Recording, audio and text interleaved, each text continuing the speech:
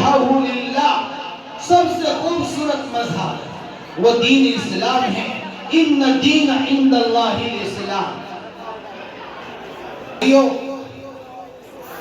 اور اللہ پاک نے اسی لفظ کو میرے اور آپ کے ساتھ جوڑا۔ قرآن میں ارشاد فرمایا لَقَدْ خَلَقْنَا الْإِنسَانَ فِي أَحْسَنِ تَقْوِيمٍ۔ اللہ کی بے شمار مخلوقات ہیں، بہت سارے جانور بنائے ہیں، بہت سارے پرندے بنائے ہیں، بہت سارے چرند بنائے ہیں، لیکن سب سے خوبصورت مخلوق اللہ پاک نے انسان کو بنایا۔ تو یہ تعلق ہے میرے اور آپ کا اللہ سے کہ اس لفظ احسن کو اللہ نے اپنی ذات کے ساتھ جوڑا، قرآن کے ساتھ جوڑا، دین اسلام کے ساتھ جوڑا، نبی کی سیرت کے ساتھ جوڑا، اور آگے بڑھیے اللہ نے اسی لفظ کو جنت کے ساتھ جوڑا، جنت کے ساتھ جوڑا، اور اللہ نے فرما دیا اصحاب الجنت خیر مستقر واحسن مقیلا، کہ اے لوگوں تمہارا اللہ بھی سب سے خوبصورت، نبی بھی سب سے خوبصورت، اور کتاب بھی سب سے خوبصورت، اور تم بھی سب سے خوبصورت، اور تمہارا دین اور مذہب بھی سب سے خوبصورت ہے۔ تمہارے لیے میں نے جو مقام بنایا، جو جنت بنائی ہے، وہ بھی سب سے خوبصورت ٹھکانہ ہے، وَأَحْسَنُ مَقِيلًا۔ اب آگے اللہ نے فرمایا اب غور سے سنو، تمہارا جو امتحان ہے، وہ امتحان بھی سب سے خوبصورت عمل کا ہوگا۔ اللہ نے فرمایا تبارک الذی بیدہ الملک وہو علی کل شیء قدیر الذی خلق الموت والحیاۃ لیبلوکم ایکم احسن عملا۔ اے لوگوں تمہارا اللہ کے یہاں جو امتحان ہوگا وہ ہوگا حسن عمل کا۔ اللہ پاک نے موت اور زندگی کو اس لیے بنایا کہ اللہ پاک یہ دیکھنا چاہتے ہیں کہ اللہ کی بارگاہ میں اور اللہ کے حضور جب حاضری ہوگی تو سب سے خوبصورت عمل کون لے کر کے آئے گا۔ تو ہمارا امتحان بھی سب سے خوبصورت عمل کا ہے، اور سب سے خوبصورت عمل ہے سرکار دو عالم صلی اللہ علیہ وسلم کا طریقہ، اللہ کا حکم اور نبی پاک صلی اللہ علیہ وسلم کا جو طریقہ ہے اور آپ کی جو سنت ہے وہ سب سے خوبصورت ہے۔ ہماری اس محفل کا، ہمارے اس جلسے کا یہی پیغام ہے کہ ہم انشاءاللہ یہاں اس مبارک رات میں یہ ارادہ کر کے جائیں گے کہ ہم آج سے انشاءاللہ خوبصورت عمل کرنے کی کوشش کریں گے۔ میرے بھائیوں یہ تو تعلق تھا الفاظ کا، اب اللہ کی محبت دیکھیے۔ حضرت عمر فاروق رضی اللہ تعالیٰ عنہ کا دور خلافت ہے، اور آپ کے زمانے میں مدینہ منورہ میں ایک شخص رہا کرتا تھا، اس کی آواز میں حسن خوبصورتی تھی، گانے گایا کرتا تھا، اور لوگ اس شخص کی آواز کو سننے کے لیے بےتاب رہتے تھے اور یہ چاہتے تھے کہ وہ شخص آئے اور آ کر کے ہمیں اپنی خوبصورت آواز میں گانا سنائے۔ جب وہ جوان تھا اور اس کی محفل لگتی تھی تو ہزاروں لوگ اس کی محفل میں جمع ہوتے اور اس کے گانے کو سنتے تھے۔ جب اس کی عمر 80 سال کی آ گئی، 80 سال عمر کو پہنچ گیا، تو ظاہر سی بات ہے کہ جب عمر زیادہ ہو جاتی ہے تو انسان کی آواز بھی بدل جاتی ہے۔ اب اس کی آواز بدل گئی، اب وہ لوگوں کو گانے سناتا، لیکن لوگ اس کی آواز کو سننے کے لیے تیار نہیں ہوتے تھے۔ اس کی آواز میں بگاڑ آ گیا۔ اس نے کافی دنوں تک یہ کوشش کی ہے کہ لوگ میرے گانے کو اسی طرح سنیں جس شوق اور جذبے کے ساتھ پہلے سنا کرتے تھے، لیکن آخر یہ ہوا کہ لوگوں نے اس کی آواز کو سننا بند کر دیا۔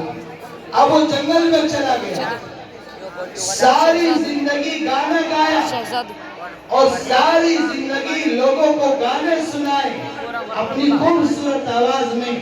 جب لوگوں نے اس کی گانے کی آواز کو سننا بند کر دیا تو جنگل میں چلا گیا اور ایک بیابان جنگل میں جا کر کے اللہ سے کہنے لگا اے میرے اللہ جب میرے پاس خوبصورت آواز تھی تو لوگ میرے گانے کو سنتے تھے.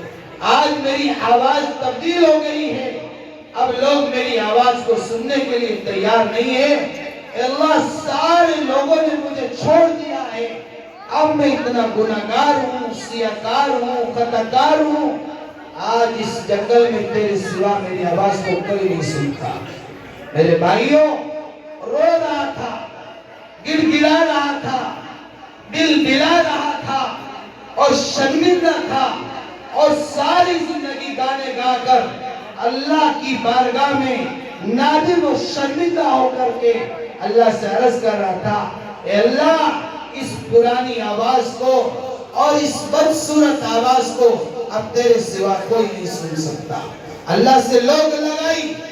حضرت عمر فاروق رضی اللہ تعالیٰ عنہ مسجد میں آرام کر رہے تھے, سو رہے تھے. آواز آئی عمر جلدی سے کھڑے ہو جاؤ, جلدی سے کھڑے ہو جاؤ.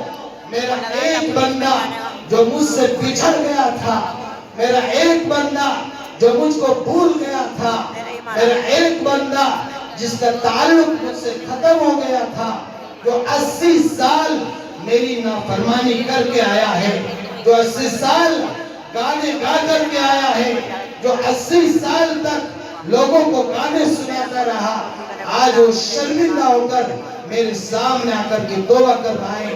عمر مسجد سے کھڑے ہو جاؤ اور میرے اس بندے کی مدد کے لیے پہنچ جاؤ.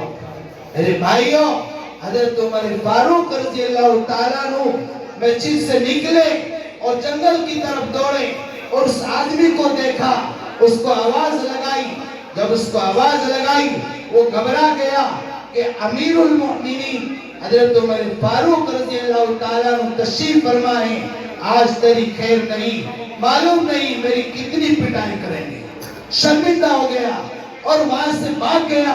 جب بھاگنے لگا حضرت عمر فاروق رضی اللہ تعالیٰ عنہ نے فرمایا تجھے بھاگنے کی ضرورت نہیں ہے, اللہ نے تیری مدد کے لیے مجھے بھیجا ہے, اللہ نے تیری مدد کے لیے مجھے بھیجا ہے. میرے بھائیوں وہ بوڑھا, وہ ضعیف, وہ انسان اللہ کی بارگاہ میں اتنا شرمندہ ہوا, اے میرے اللہ میں 80 سال تک تیری نافرمانی کرتا رہا, 80 سالوں تک تجھے بلا کے رکھا اور تجھ سے تعلق ختم کے رکھا. اے میرے اللہ تو کتنا مہربان ہے, تو کتنا کرم فرما ہے, تو نے میرے ساتھ کتنی محبت کا معاملہ فرمایا. اے میرے اللہ مجھے معاف کر دیجئے, اے میرے اللہ مجھے معاف کر دیجئے. میرے بھائیوں اتنا شرمندہ ہوا کہ یوں کہتا ہوا اے اللہ مجھے معاف کر دیجئے. اس کی موت آ گئی اور اللہ کی حضور پیش ہو گیا. یہ میرا اللہ ہے, یہ میرا اور آپ کا رب ہے جو 80 سال کے نافرمان کو بھی اپنی رحمت کی چادر میں ڈھانپ لیتا ہے. میرے بھائیوں میرے محبوب صلی اللہ علیہ وسلم نے اللہ کی بارگاہ میں عرض کیا اے میرے اللہ میری امت کا گناہگار آدمی جب آپ کے حضور پیش ہوگا اور اس کے گناہوں کے دفتر آپ کے سامنے کھلیں گے,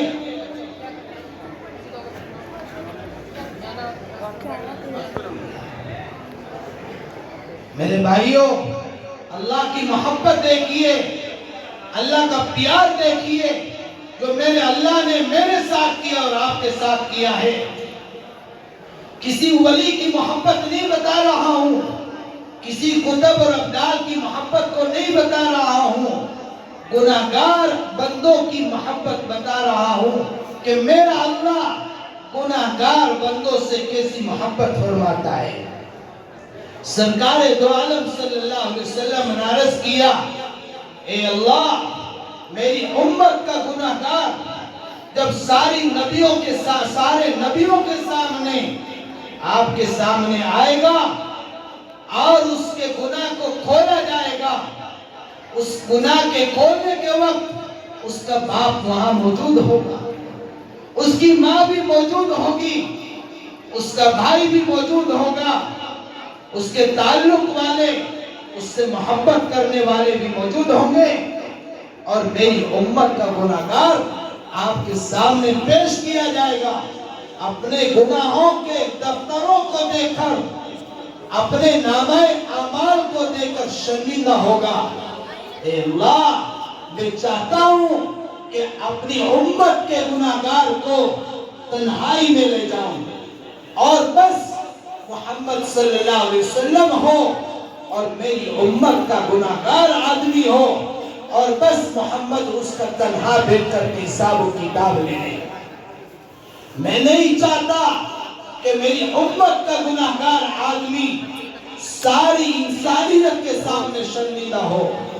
میں نہیں چاہتا کہ میری امت کے گناہگار اس کے باپ کے سامنے کھولے جائیں, اس کی ماں کے سامنے کھولے جائیں, اس کی بیوی اور بچوں کے سامنے کھولے جائیں.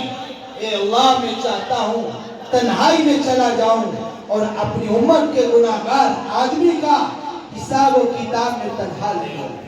میرے بھائیوں, اللہ کا جواب سنیے اور اپنے دل پر ہاتھ رکھیے کہ میں نے اور آپ نے اپنے اس محبوب رب کے ساتھ کیسا معاملہ کیا ہے.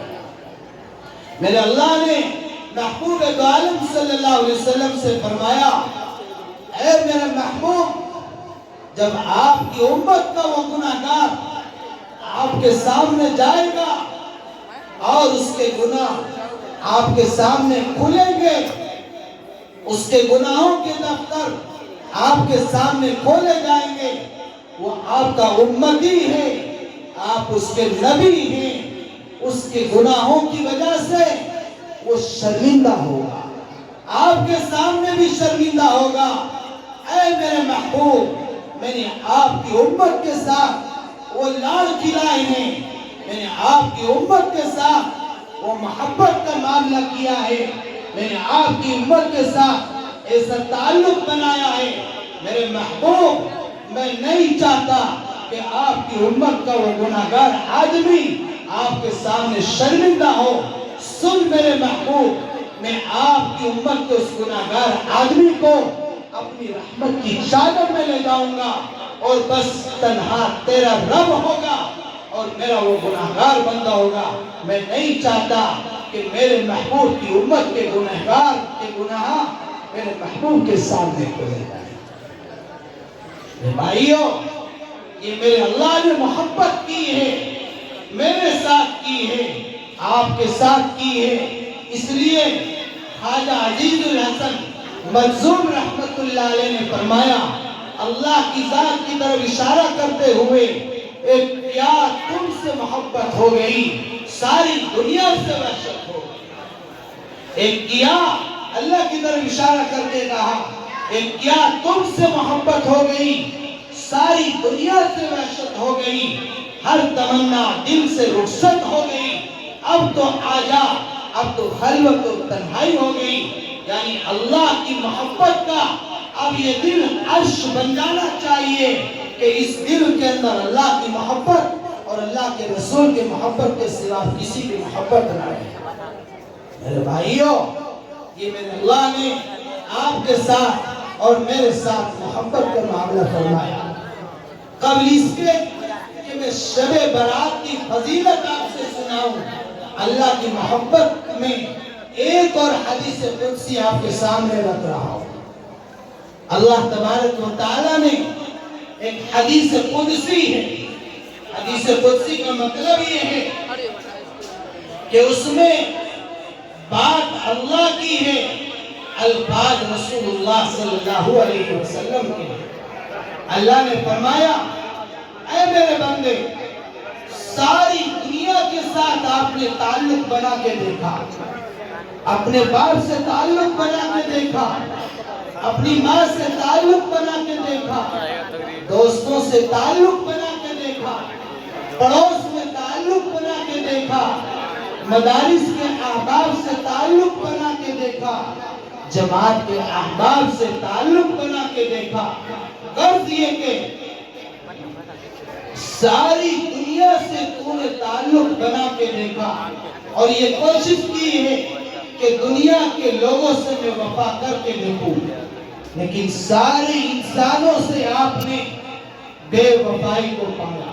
جس سے تعلق بنایا وہ بے وفا نکل گیا، جس کے ساتھ میرے بندے آپ نے وفا کی ہے اس سے آپ نے جفا کو دیکھا۔ اے میرے بندے تم میرے ساتھ تعلق بنا کے دیکھ، جب تیرے رب کا تیرے ساتھ تعلق ہوگا، جب تیرا دل اللہ کی محبت کا عرش بنے گا، جب تیرے دل کے اندر اللہ کے عشق کی روشنی آئے گی، پھر دیکھنا کہ تیرا رب کتنی وفا کر کے دیکھتا ہے، پھر دیکھنا کہ تیرا رب تجھے قبر میں بھی ملے گا، حشر میں بھی ملے گا، پل صراط پہ بھی ملے گا اور میدان محشر میں بھی ملے گا۔ اپنے رب کے ساتھ تعلق بنا کے دیکھ، ساری دنیا سے بے وفائی کو دیکھا، اللہ سے تعلق بنا کے دیکھ۔ اللہ فرماتے ہیں میرے بندے تم میری نافرمانی کر اور اتنے گناہ کر لے کہ ساری زمین کو میری نافرمانیوں سے بھر دے۔ میرے بھائیوں، ایک انسان اگر بھی اللہ کی نافرمانی کرے تب بھی وہ اس زمین کو اپنے گناہوں سے نہیں بھر سکتا۔ اللہ فرماتے ہیں اے میرے بندے تم میری نافرمانی کرتا کرتا اتنی نافرمانی کر لے کہ ساری زمین کو گناہوں سے بھر دے اور پھر بھی تو باز نہ آیا، میری نافرمانی کرتا رہا اور تیرے گناہ اتنے ہوں گے کہ پہاڑوں کی چوٹیوں سے اوپر ہوں گے۔ اے میرے بندے پھر بھی تو میری نافرمانی کرتا رہا اور تیرے گناہ اتنے ہوں گے کہ زمین سے اٹھ کر آسمان تک پہنچ گئے۔ میرے بندے اتنے گناہ لے کے آ کہ زمین سے لے کر آسمان تک لے کر کے آیا، لیکن میرے بندے میں آپ کے ساتھ ایسی محبت کرتا ہوں، اگر اتنے گناہ لے کر کے بھی آیا تو ایک مرتبہ چنڈی گڑھ کی جامع مسجد میں اور کسی بھی اللہ کے گھر میں اور کسی بھی بیابان جنگل میں شرمندہ ہو کر گناہوں کی اتنی بجڑی لے کر کے ایک مرتبہ شرمندگی کے ساتھ ندامت کے ساتھ اپنی اس پیشانی کو سجدے میں رکھ کے کہنا اے میرے اللہ میں اتنے گناہ لے کر کے آیا ہوں کہ زمین سے لے کر آسمان تک پہنچ چکے ہیں، اے اللہ میں شرمندہ ہوں، آج میں توبہ کر رہا ہوں۔ میرا اللہ فرمائے گا اے میرے بندے